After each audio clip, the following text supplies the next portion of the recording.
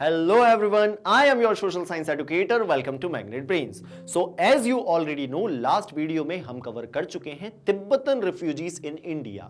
अगर आपने अभी भी वो वीडियो नहीं देखा है तो अभी क्लिक करें इस आई बटन पर और इस वीडियो को जरूर देख लें। Now it's time for our NCERT solutions. मतलब अब हम यहाँ पर क्या डील करने वाले हैं, हमारी एनसीईआरटी में जितने भी क्वेश्चंस दिए गए हैं उन्हें कैसे आंसर करना है, यहाँ पर हम ये देखने वाले हैं। तो चलिए स्टार्ट करते हैं और आते हैं अपने फर्स्ट क्वेश्चन पर। यहां पर देखिए हमें फर्स्ट क्वेश्चन क्या कह रहा है, on the outline of a world map try to trace the routes that the communities mentioned in this chapter may have used to reach India। मतलब हमें यहां पर क्या करना है कि हमें उन रूट्स को ट्रेस करना है on the basis of world map कि जो कम्युनिटीज हमारे इंडिया में आई है वो किन रूट से होते हुए आई होगी। What type of physical geographies did they have to negotiate? और कौन सी फिजिकल जियोग्राफीज है जो उन्हें यहां पर नेगोशिएट करनी पड़ी होगी। तो चलिए इसकी बात करते हैं और समझते हैं कि किस तरीके से ये कम्युनिटीज हमारे इंडिया में आई है, किस रूट से, और क्या क्या उन्होंने यहां पर नेगोशिएट करा है। तो चलिए सबसे पहले यहां पर देखेंगे माइग्रेशन रूट के बारे में। यहां हम बात करेंगे सबसे पहले किस कम्युनिटी के बारे में, सो यहां बैनी इजराइल कम्युनिटी के बारे में बात करने वाले। आई होप इस कम्युनिटी को आप याद कर पा रहे होंगे। From the kingdom of Israel across the Arabian sea to the Konkan coast south of Mumbai around 175 BC.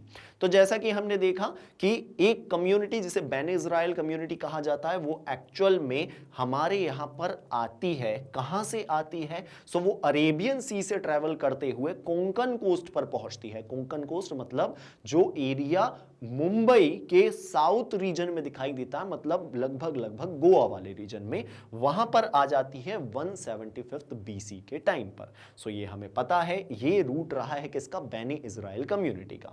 वैसे ही हम बात करें कोचिन ज्यूस के बारे में, सो यहां पर देखिए from the Middle East to the Malabar coast, मतलब जो मिडिल ईस्ट वाला रीजन है वहां पर जब रिलीजियस प्रोसिक्यूशन हो रहा था तो वहां से मालाबार कोस्ट मतलब कोचीन वाले रीजन में एक कम्युनिटी आती है जिसका नाम था Jews community between the first and 19th century to escape the Roman and local persecution. क्योंकि यहां पर रोमन जो है वो परसिक्यूट कर रहे थे और साथ ही साथ में लोकल परसिक्यूशन हो रहा था, इस कारण ये मिडिल ईस्ट से ट्रैवल करते हुए इंडिया के मालाबार कोस्ट पर आ जाते हैं।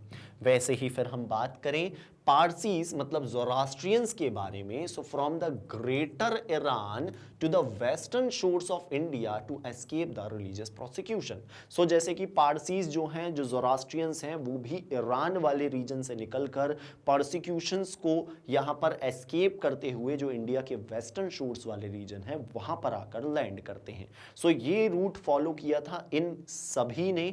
ये डिफरेंट रूट से इंडिया में आते हैं और डिफरेंट जगह पर आकर सेटल होते हैं। अब हम बात करेंगे किन फिजिकल ज्योग्राफीज को यहां पर इन्हें नेगोशिएट करना पड़ा।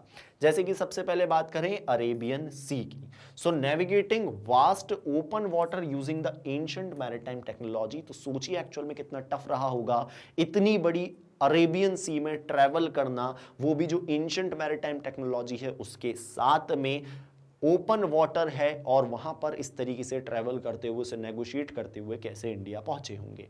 फिर हम बात करें स्टॉर्म और शिप रैक की, तो यहां पर बहुत सारे तूफान भी आए, साथ ही साथ में शिप जो है वो भी डिस्ट्रॉय हुई। जैसे कि सर्वाइवर्स स्पेसिफिकली बात करें बैनी इजराइल की, had to overcome the violent sea storm and shipwreck near the Indian coast. So जो बैनी इजराइल है जब वो इंडिया के साइड आ रहे होते हैं तो वो एक बहुत ही ज्यादा मैसिव स्टॉर्म को फेस करते हैं और उनकी जो शिप है वो यहां पर टूट जाती है, स्टिल वो इंडियन कोस्ट पर पहुंच चुके होते हैं। फिर बात करें हम रग्ड कोस्ट लाइन की, सो नेगोशिएटिंग द रॉकी कोंकण, जो कोंकण कोस्ट लाइन दिखाई देती है वहां पर रॉक्स हैं बहुत सारे, तो वो रॉकी जो कोंकण कोस्ट है उसे यहां पर नेगोशिएट करना पड़ा। वैसे ही जो ट्रॉपिकल मालाबार शोज हैं उसे भी यहां पर नेगोशिएट करना पड़ा होगा टू एस्टेब्लिश न्यू सेटलमेंट, और इस तरीके से इंडिया में आकर ये अपना न्यू सेटलमेंट बना पाए। सो आई होप आप समझ रहे होंगे कि जो कम्युनिटीज हमारे इंडिया में आई है वो किन रूट से आई है और उन्हें क्या क्या फिजिकल ज्योग्राफीज को यहां पर नेगोशिएट करना पड़ा। तो चलिए अब आगे बढ़ेंगे और यहां पर समझेंगे कि सेकंड क्वेश्चन क्या कह रहा है। सेकंड क्वेश्चन कह रहा है what are the key values intrinsic to Indian culture that enable it to welcome people of the different background. So यहां पर हमें यह बताना है कि इंडिया के अंदर कौन सी, इंडियन कल्चर में सी कौन सी वैल्यूज हैं जो दूसरे बैकग्राउंड के जो लोग हैं उन्हें भी हमारे इंडिया में वेलकम कर लेती हैं। तो चलिए यहां पर बताते हैं कि कौन कौन सी वैल्यूज जो हैं वो हमारे इंडियन कल्चर में दिखाई देती है। जैसे कि हम सबसे पहले बात करें वसुदेव कुटुंबकम के बारे में। So the noble minded believe that the whole world is one family where no one is considered as a stranger. So Vasudhaiva Kutumbakam की फिलॉसफी पर इंडियन कल्चर बेस्ड है और ये फिलॉसफी कहती है जो नोबल माइंड से वो इस चीज को मानते हैं कि जो पूरा वर्ल्ड है वो क्या है, वो हमारी फैमिली है और कोई भी हमारे लिए स्ट्रेंजर नहीं है, इसलिए ही हम सभी को अपने साथ में एसिमुलेट कर लेते हैं। वैसे ही हम बात करें अतिथि देवो भवः की। So the traditional ethic of treating a guest as God which foster a culture of hospitality। So यहां पर आपने देखा होगा हमारे इंडिया में अतिथि देवो भव की फिलॉसफी को हम फॉलो करते हैं, मतलब हम अपने गेस्ट को एज अ गॉड ट्रीट करते हैं और इसी कारण से जो हमारा ये ट्रेडिशनल एथिकल वैल्यू है, इस कारण से हम यहाँ हॉस्पिटैलिटी का जो कल्चर है वो इतना ज़्यादा फॉस्टर करता हुआ दिखाई देता है और हम सभी को एज अ गॉड ट्रीट करते हैं जो भी हमारे यहाँ मेहमान बनकर आता है। फिर हम बात करें तीसरी कोर फिलॉसफी की जो है सर्वे भवन्तु सुखिना, मतलब the universal wish that may everyone be happy promoting collective well being. So यहां पर हम फॉलो करते हैं सर्वे भवन्तु सुखिना की फिलॉसफी को, जिसका मतलब है कि वर्ल्ड में जितने भी लिविंग क्रिएचर हैं वो सभी हमेशा हैप्पी रहें और इसी कारण से हम यहां पर कलेक्टिव वेल बीइंग के लिए काम करते हैं और जो भी हमारे यहां पर आता है हम उसे आसानी से वेलकम कर लेते हैं। सो आई होप आप समझ पा रहे होंगे कि इन फिलॉसफीज पर एक्चुअल में हमारा इंडिया जो है वो बिलीव करता है। फिर हम बात करें इंक्लूजन एंड एक्सेप्टेंस की। So a deep rooted sense of social harmony that allow diverse communities to maintain their traditions for century. So हमारे इंडिया में जो इंक्लूजन और एक्सेप्टेंस की भावना दिखाई देती है ये डीपली रूटेड है हमारे अंदर, हमारी सोशल हार्मनी का जो सेंस है वो डीपली रूटेड दिखाई देता है और इस कारण जो डाइवर्स कम्युनिटी है, जो छोटी छोटी कम्युनिटी हैं वो भी अपने ट्रेडिशन को हमारे यहाँ आकर फॉलो कर सकती हैं और साथ ही साथ में मेंटेन कर पाती हैं। फिर आगे हम बात करें कंपेशन फॉर द परसिक्यूटेड। सो जैसा कि हमारे अंदर ये भी है हमारे इंडियन कल्चर में कि जो परसिक्यूट हो रहे हैं उनके लिए हम कंपेशन फील करते हैं। So historical commitment to providing a safe haven and shelter to those fleeing tyranny or religious operation. तो कोई भी अगर वर्ल्ड में, पूरी दुनिया में रिलीजियस टेरनी फेस कर रहा है, किसी प्रकार का रिलीजियस ऑपरेशन फेस कर रहा है, तो उन सभी के प्रति हमारा कंपेशन होता है और इसी कारण से हम उन्हें सेफ हेवन और शेल्टर प्रोवाइड करने में बिल्कुल भी नहीं घबराते और इसी तरीके से इंडिया जो है वो सभी को वेलकम करता है अपने यहाँ पर। सो आई होप आप समझ पाए होंगे कि कौन सी वैल्यूज हैं इंडियंस में, इंडियन कल्चर में जो वेलकम करती है डिफरेंट डिफरेंट कम्युनिटीज को। चलिए अब आगे बढ़ेंगे और बात करेंगे अपने थर्ड क्वेश्चन की। थर्ड क्वेश्चन हमें कह रहा है होमी भाभा, सैम मानेकशॉ, रतन टाटा, फली निर्मन, नानी Palkhivala and Cornelius Sorabji are a few names of Parsis who excelled in their respective field। मतलब हमें यहाँ पर डिफरेंट ऐसी ग्रेट पर्सनालिटीज के नाम दिए हैं जो एक्चुअल में पारसीज बैकग्राउंड से बिलोंग करते हैं, जिन्होंने अपनी अपनी फील्ड में, अपनी रिस्पेक्टिव फील्ड में एक्सल किया है। अब हमें यहां बोला जा रहा है find out about more people from other communities that made India their home and their contribution. Okay, so हमें यहां पर ओवरऑल क्या करना है कि दूसरी कम्युनिटीज से आने वाले लोग जो इंडिया में आकर सेटल हुए उनका क्या कंट्रीब्यूशन रहा है हमारे इंडिया के लिए और कैसे उन्होंने इंडिया को अपना होम बना लिया, ये हमें बताना है। तो चलिए यहां पर देते हैं हम कुछ एग्जाम्पल्स। जैसे कि सबसे पहले हम बात करेंगे ज्यूइश कम्युनिटी से आने वाले एक पर्सन के बारे में जिनका नाम है lieutenant general JFR Jacob.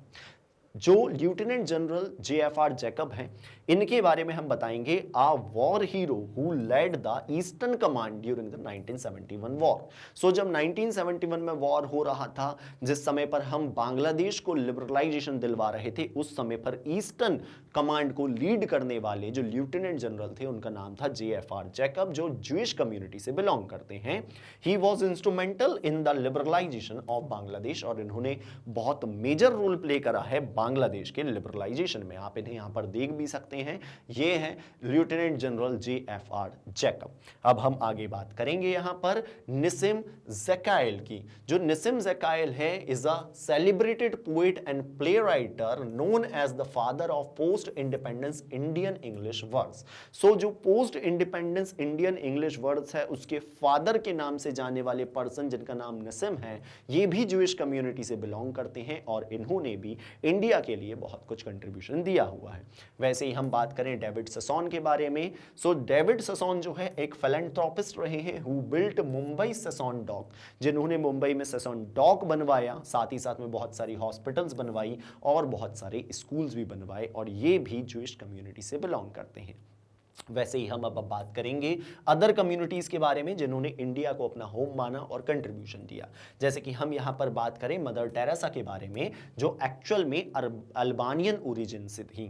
So founded the missionaries of charity in Kolkata to serve the destitute recipient of the Nobel peace prize and Bharat Ratna. इनके बारे में तो आई होप सभी जानते होंगे। मदर टेरेसा एक ऐसी पर्सनालिटी जिन्होंने इंडिया में जो मिशनरीज हैं चैरिटी के लिए यहां पर बनाई और बहुत सारे इंडियंस की यहां पर हेल्प करी, ब्रिटिश एरा में यहां पर रही हैं, और इसी कारण से इन्हें नोबल पीस प्राइज भी दिया गया है और भारत रत्न से भी सम्मानित किया गया है।